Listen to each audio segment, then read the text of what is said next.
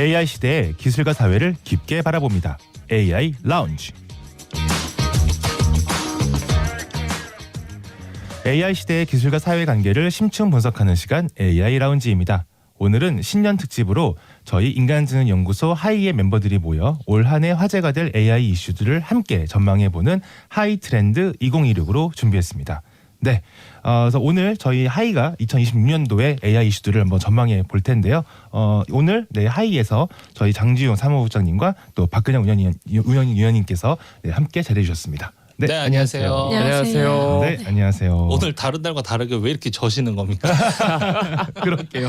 신년이 돼갖고 이제 약간 좀 들뜬 마음이 있는 것 같아요. 그러니까요. 오늘 좀 유난히 좀 들뜨는 것 같네요. 네, 그렇습니다. 사실 뭐 좀 앞서 시작하기 앞서서 2025년에 저희가 이제 여러 가지 소식들을 전해드렸잖아요. 그렇죠. 저희가 하이가 소개했던 AI 소식 중에 가장 좀 인상에 남았던 소식들 좀 있으실까요? 네, 아무래도 이 패치노트를 많이 소개해 주셨던 저희 근영님이나 그리고 지웅님께서 좀 더 그런 생각이 나실 것 같은데 뭐 좀 특히 좀 기억에 남는다는 것들이 좀 있으실까요? 저는 일단 저희가 올 한 해 전달했던 소식 중에 가장 중요했던 소식은 이제 여러분들이 AI와 관련한 소식을 저희를 통해서 TBS를 통해 들을 수 있게 되었다라는 게 이제 그렇죠. 가장 맞습니다. 중요한 소식이었고 네.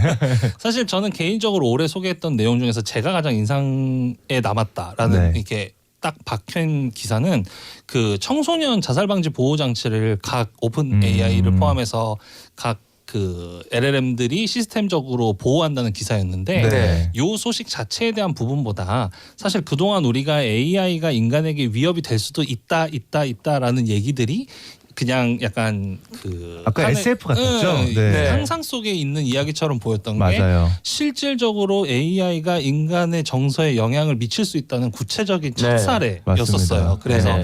이게 저한테는 굉장히 충격적으로 다가오기도 했고 실제로 이 방송을 들으셨던 제 주위에 이제 다른 분들도 네. 그동안은 AI의 위협이나 이런 것들이 그냥 약간 교양 다큐멘터리에서나 볼 수 있었던 맞아요. 정도의 얘기가 실제로 AI를 통해서 인간의 정서가 바뀔 수도 있고 그렇죠. 그것이 네. 혹은 죽음이라는 네. 극단적인 결과까지도 갈 수 있다라는 지점에서 좀 위협을 많이 느꼈던 사례였던 것 같아요. 그래서 맞아요. 요게 저는 좀 가장 인상적이었던 소식이었던 것 이게 같습니다. 마치 AI나 로봇 이야기를 하면 우리가 영화에서 봤던 터미네이터라던가 그렇죠. 아이로봇 같은 영화에서 보는 로봇이 직접 사람을 뭔가 쏴 죽이고 하는 것만 생각을 하는데 네. 맞아요. 실제로 우리가 처음으로 마주한 사례는 그것이 아니라 어떻게 보면은 가스라이팅 그렇죠, 내지는 그렇죠. 맞아요. 이제 이 정서적으로 인간을 어떤 이 AI의 도구와 노예와 만들어서 이 자살에 이르게 하는 뭐 맞습니다. 그런 선상이 일어났던 것 같습니다. 네, 그런 점에서 저도 참 충격이었던 것 같아요. 맞아요. 네. 근영님 얘기도 좀 궁금하네요. 네. 네, 저는 제가 패치노트에서 소개해드렸던 것 중에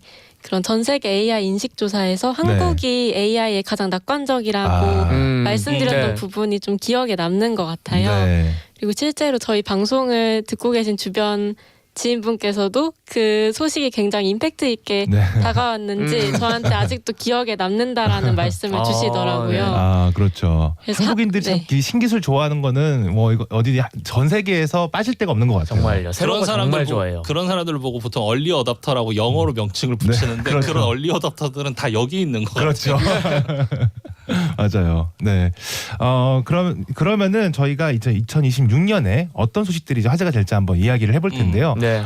저희 하이가 다 함께 저희가 논의를 해서 첫 번째로 꼽은 이슈가 네. 글로벌 AI 투자가 급증함에 따라서 함께 커져가는 안전과 윤리에 대한 우려였습니다. 맞아요. 네, 이게 조금 전에 패치노트에서도 말씀해 주셨지만 이제 1월 22일에 인공지능 기본법이 시행될 예정에 있잖아요. 네. 그런데 사실 이 인공지능 기본법이 굉장히 산업진흥에 좀 초점을 맞추면서 이게 안전과 윤리를 얼마나 지킬 수 있을까에 대한 좀 우려들이 많이 나오고 있는 것 같아요. 네, 맞습니다. 그래서 해외에서도 보면 실제로 아까도 말씀드렸던 그런 그 좀 안 좋은 사례들, 네. 실제 안전에 위험이 되는 사례들도 있고, 네. 그리고 이 낮은 수익성이 걱정되는 빅테크들이 굉장히 공격적으로 지금 서비스들을 맞아요. 내놓고 있잖아요. 그렇죠. 네, 그래서 좀 이런 부분들을 저희가 같이 한번 고민해 보면 좋을 것 같은데 혹시 근영님께서 한번 좀 어떤 생각이 있으신지 좀 궁금합니다. 네, 저는 이런 트렌드를 이번에 안전과 윤리의 집짓기라는 이름으로 한번 붙여봤는데요. 네. 실제로 지금 AI 경쟁은 단순히 기술을 누가 더 빨리 개발하느냐를 넘어서 네. 어떤 기준과 책임을 갖고 해나갈지를 중심으로 그 문제가 넘어가고 있다고 생각이 됩니다. 네. 그렇죠. 그래서 이제는 빅테크들이 AI에 대한 그런 막대한 투자도 진행을 하고 있고 그런 서비스 영역도 빠르게 확장을 시키고 있는데요. 네. 네. 이런 지점들에서 이전에 말씀을 드렸던 그런 성인 콘텐츠 기능들도 계속해서 서비스를 진행을 하고 있고 또 준비를 하는 그런 상황에 있는데 네. 아직 기존 법으로는 대응이 어려운 그런 지점들이 많이 나타나고 있는 것 같습니다. 분명히 있죠. 이게 맞아요. 특히 AI로 성인용 컨텐츠를 만든다라고 하면 우리나라의 학부모님들께서 가만 계시지 않을 것 같다라는 생각이 그렇죠. 들고 네. 네. 어쩌면은 이 AI의 성인용 컨텐츠가 본격화되면 올해는 이 교육계 학부모님들 쪽에서 좀 더 강한 반응이 올 수도 있지 않을까라는 생각이 좀 들기도 하네요. 근데 또 한편으로 보면 그렇게 반발이 있을 것으로 예상이 되긴 하지만 저는 이 안전과 윤리에 대한 우려는 당연한 거면서도 동시에 사실 저의 포인트를 잡은 건 글로벌 AI 투자가 급증하면서 이런 현상들이 지금 생기고 있다는 거. 그렇죠. 그렇죠. 그러니까 이게 미디어 산업도 그렇잖아요.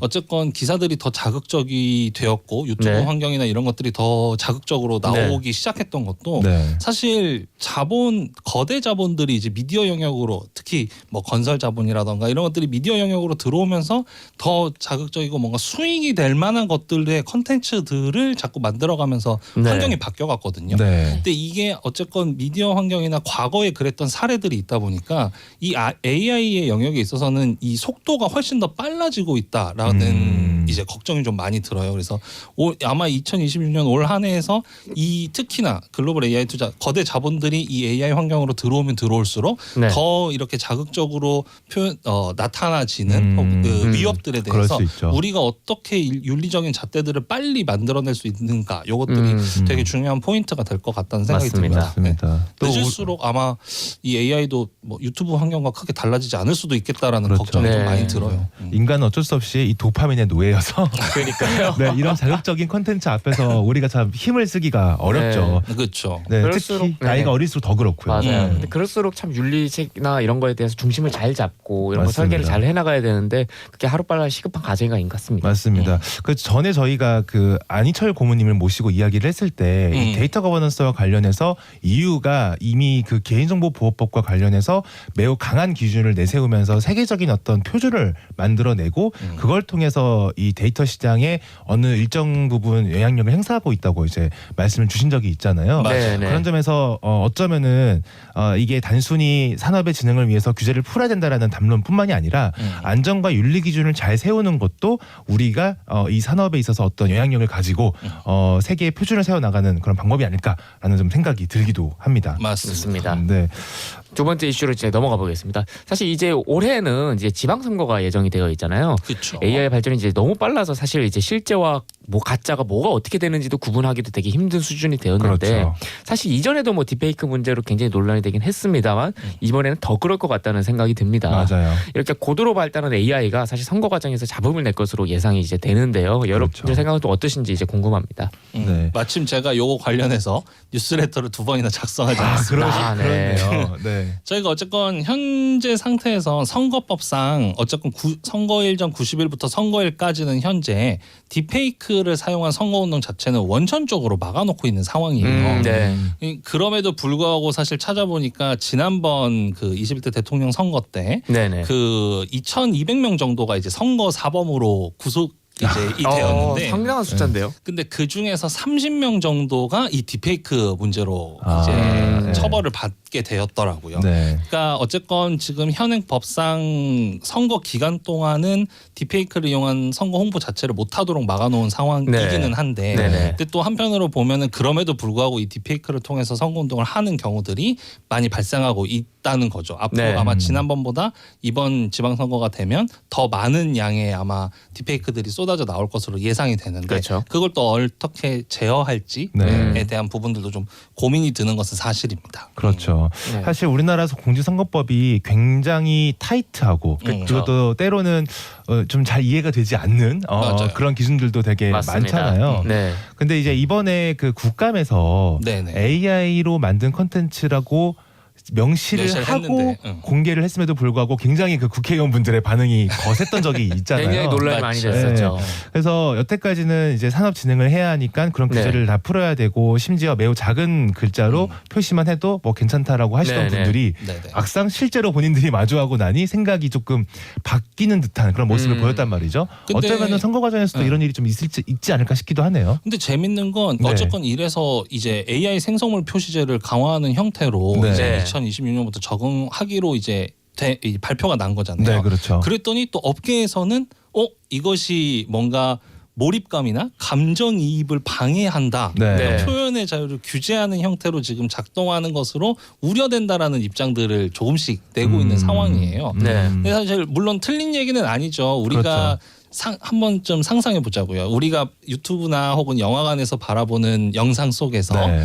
뭐 상단이든 하단이든 혹은 뭐 중간중간에 이렇게 깜빡이로 켜지면서 이것은 AI가 만든 영상입니다라고 뜨면 물론 바라보고 있는 그 컨텐츠를 소비하고 있는 소비자 입장에서는 네. 영상에 집중이 안 되는 것은 사실이긴 한데 그렇죠. 맞습니다. 근데 우리가 윤리적인 기준을 만들려고 하는 이유 자체가 이것이 자꾸 사실과 다른 형태의 영상이라는 것을 우리가 명확하게 인지할 수 있다면 모르겠지만 그렇지 않은 영상은 자꾸 우리에게 혼선을 주고 있잖아요. 맞습니다. 네. 이것을 규제하자는 얘기인 건데 이게 뭐 그렇게까지 AI 산업을 진흥시키는 것에 큰 장애물일까라는 개인적으로 참 의문이 좀 많이 드는 지점입니다. 이것은 그러게요. 좀 확실하게 사실 더 강하게 드라이브도 필요한 상황이고 네. 개인적으로는 사실 AI 생성물 표시제 외에도 뭔가 다른 조치들이 더 필요할 것 같다. AI 생성물 표시제만으로는 부족할 것 같은데라는 네. 생각이 많이 들어요.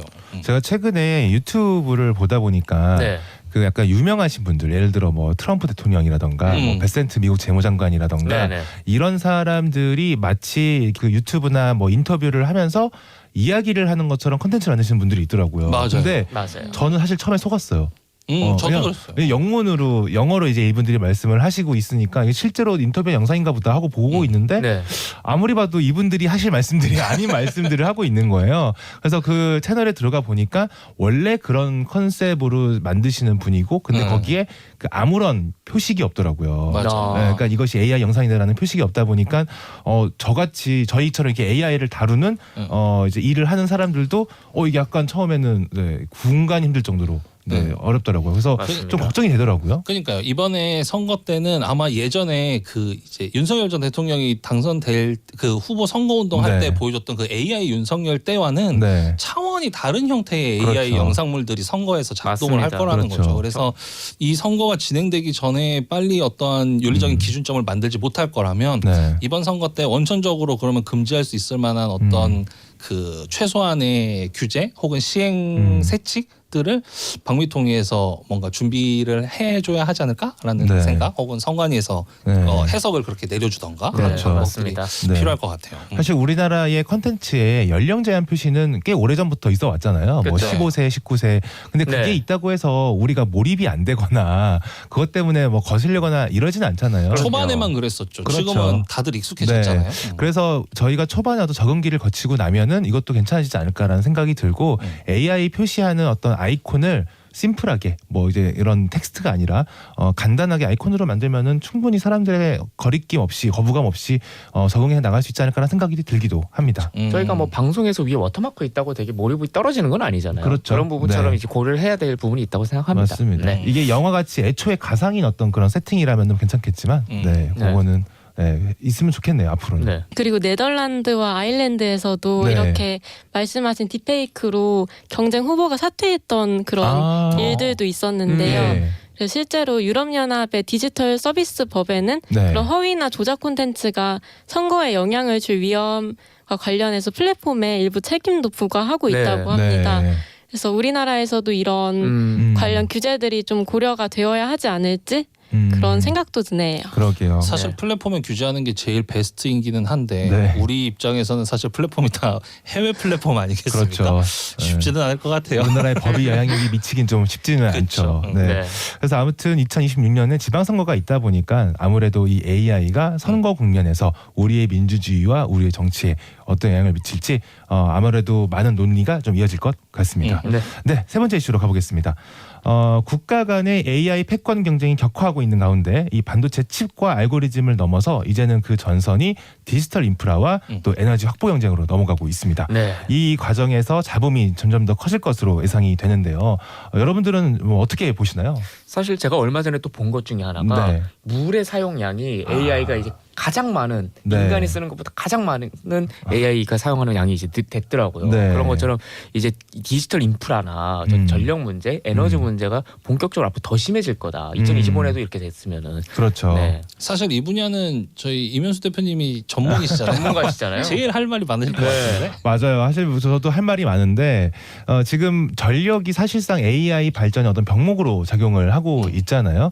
그러니까 이게 가면 갈수록 그 AI의 성능이 좋아지면서 연산량은 늘어나고 그만큼 전력도 많이 필요한데 정작 발전량은 그렇게 빨리 늘리기 어려운 그런 상황이란 그렇죠. 말이죠.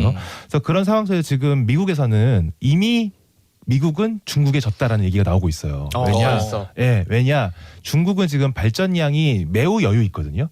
중국이 굉장히 공격적으로 태양열, 태양광, 원자력, 풍력 이것들을 맞습니다. 전반적으로 에너지 믹스를 강력하게 추진을 하면서 발전량이 이미 굉장히 여유 있게 확보가 되어 있는 상황이고 그렇다면 AI를 발전시키기에 훨씬 유리한 상황이라는 거죠. 하지만 미국은 이제 이게 시장 원리로 돌아가다 보니까 딱 시장에서 요구하는 만큼 수요에 맞춰서 네. 적절하게 발전량을 늘리고 있어요. 네. 민간업자들이 주로 건설하다 보니까 그러다 보니까 이게 AI가 늘어나는 속도에 비해서 당연히 발전소가 계획하고 지어진 속도는 훨씬 느릴 수밖에 없잖아요. 그래서 네. 지금 현재 미국은 이 우려가 굉장히 크게 나오고 있습니다.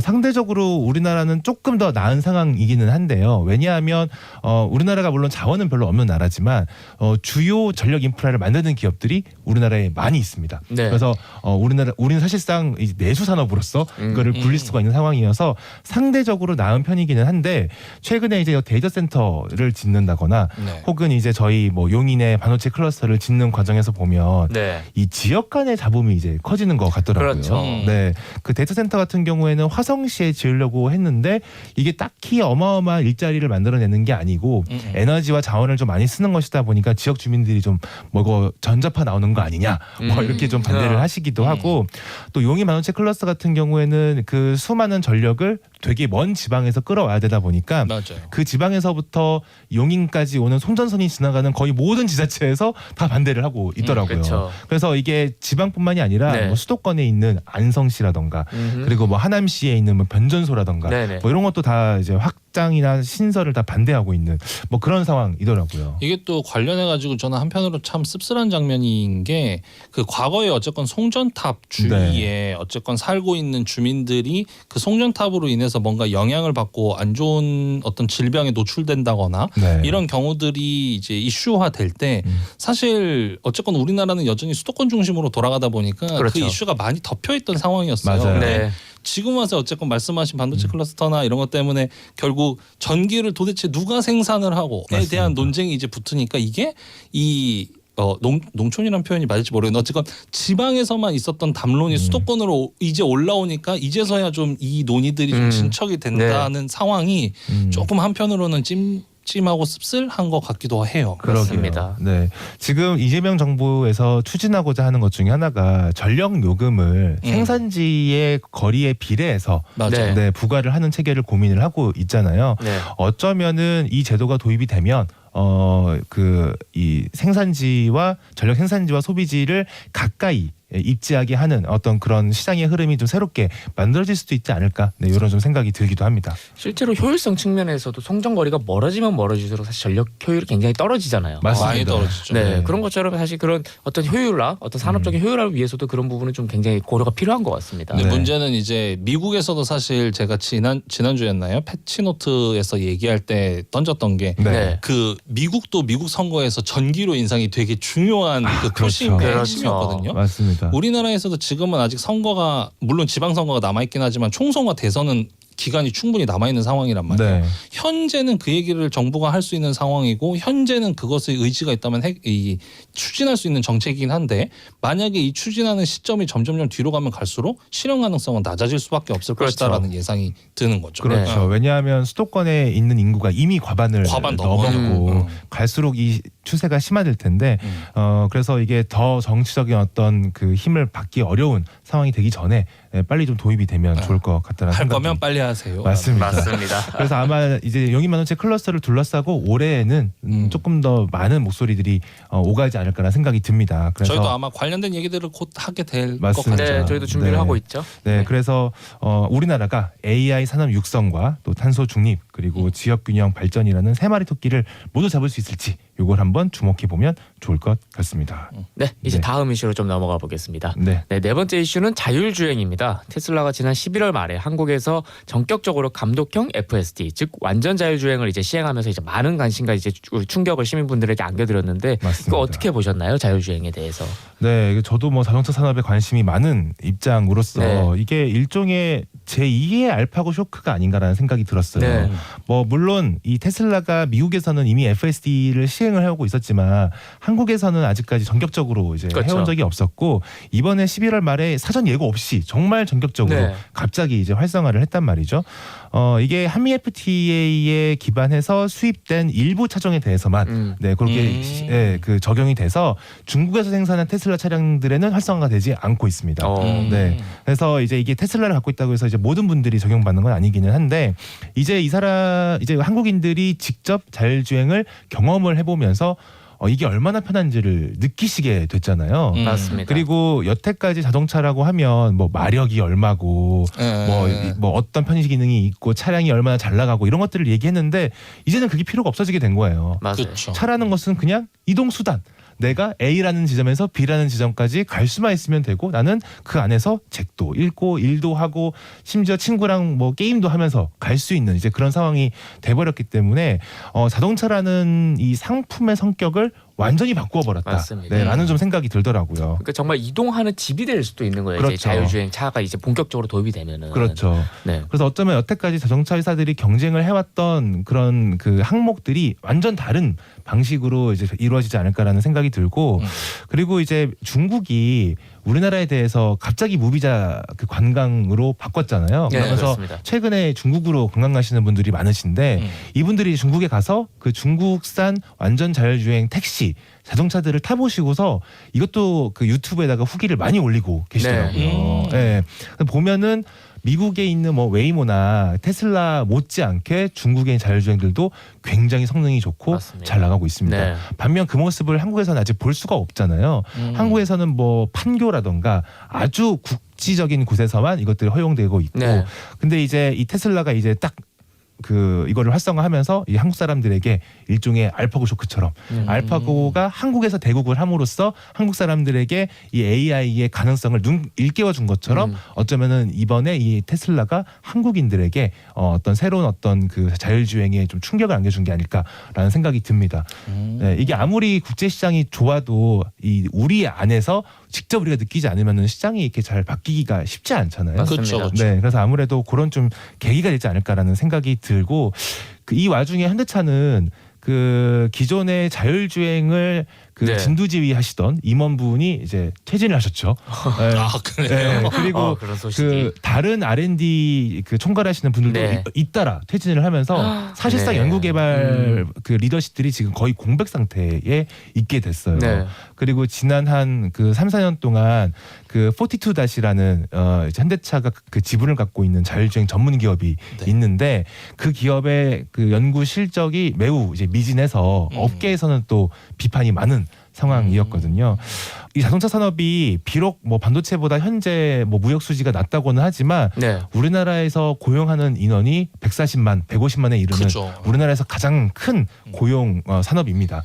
그리고 거기에 딸린 식구까지 생각을 해보면은 사실상 4,500만에 이르는 사람들이 영향을 받게 되는 것인데 맞습니다. 우리 현대차가 과연 이 위기를 알파고 쇼크처럼 잘 활용을 해서 이 위기 의식을 통해서 잘 발전을 할 수 있는 그런 계기가 되었으면 좋겠습니다. 네.